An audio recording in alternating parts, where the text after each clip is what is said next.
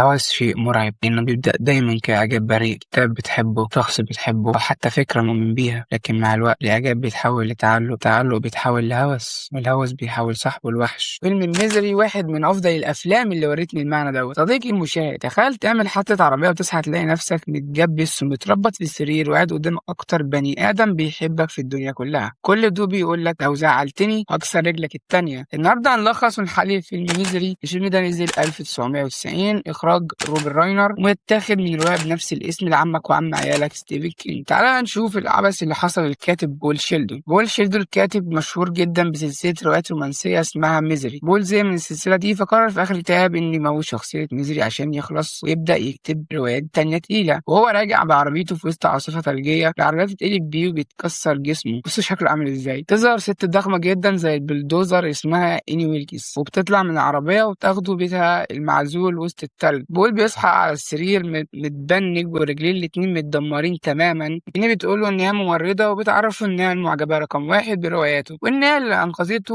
وبول هنا بيبتسم وبيحس بالأمان، بس يا ريته ما ابتسم. إني بتعرف إن بول معاه مسودة الرواية الجديدة اللي لسه ما نشرهاش وبتستأذنه تقرأها. وهي بتقرأ بول بيبدأ يلاحظ تصرفاتها الغريبة، نبرة صوتها بتقلب فجأة وعينها بتتحول لشر جاحظ لو حاجة ما عجبتهاش. What do you think I say when I go to the feed store in town? Oh, now, Wally, give me a bag of that effing pig feed and 10 pounds that bitchly cow corn.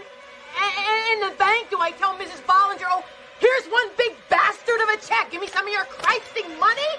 There, look there. وهنا بنعرف إن شخصية إني ويلكس دي تمثل بشكل رمزي المعجب المهووس، واللي هو أنا حرفيا مع روايات مريم الحيسي. الصدمة الأولى والقاتلة اللي بتحصل لما إني بتنزل السوق وتشتري الرواية اللي لسه نازلة في المكتبات، وتكتشف إن بول موت شخصيتها المفضلة اللي هي ميزري. بول قاعد في السرير عادي، فجأة الباب بيترزع وإني بتدخل عليه وشها مقلوب شيطان. ملامح بول بتتحول لزهور ورعب حقيقي، وهو شايف الست اللي كانت طيبة من دقيقتين تصرخ في وشه بهستيريا، ترمي الترابيزة في الأرض، بتقول له اسمع يا ابني، بتقول له مجنون، أنت قتلتها، أنت قتلت ميزري بتاعتي. وهنا بول بيفهم إني مش في مستشفى، هو في سجن. هنا بتقرر تعاقب بول، تجبره يحرق مسودة روايته الجديدة اللي تعب فيها. بصوا هنا ركز معاه جدا، رياكشن وشه عامل ازاي، شوف القهر اللي على وشه. وبتشتري له آلة كاتبة قديمة وترميها له، تقول له لما الست تقول لا يبقى معناها لا.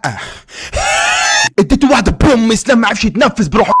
تمشي من هنا وتقعد غصب عن عينك تكتب رواية جديدة ترجع فيها ميزري للحياة، ولا مفيش أكل ولا علاج. وهنا الفكرة بقى يا صديقي المشاهد، ستيفن كينج كتب القصة دي من واقع عاشه. الرواية مستوحاة من شعوره تجاه بعض المعجبين بتوعه والضغط النفسي اللي حسه بسبب نجاح رواياته. عشان كده الشهرة نعنى بتحط صاحبها في سجن. بول بيحاول يتعايش عشان ينجد نفسه في غيابها، بيزحف على الأرض بجسم المكسر، بيقدر يفتح الباب بدبوس وبيخرج بره، بيدور على تليفون أو هروب، بس بيتصدم إن البيت كله مقفول ومتأمن، فبياخد سكين مطبخ وبيخبيه تحت مرتبته. وهنا بتكتشف ان بول خرج من الأوضة بسبب تمثال صغير اتحرك من مكانه على الترابيزة. وهنا بنوصل لأقذر وأشهر مشهد في تاريخ السينما. هنا بتدخل عليه بالليل بهدوء مرعب، تربطه في السرير وتحط خشبة بين رجليه. وهنا بول بيبدأ يفهم ان الست دي مش عايزة تحبسه، الست دي عايزة تمتلكه. وبعدين ترفع الشكوى.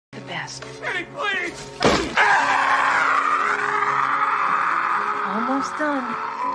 Just one more.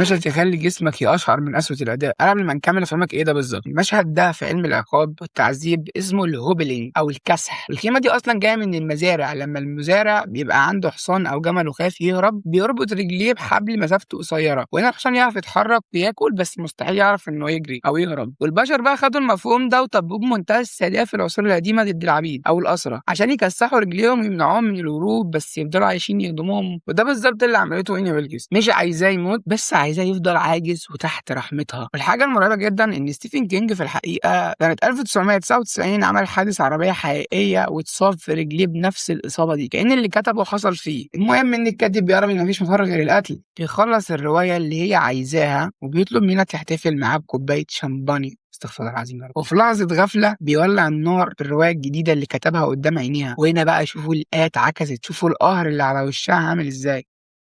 It's all right here. Paul, you can't! Why not? I learn it from you.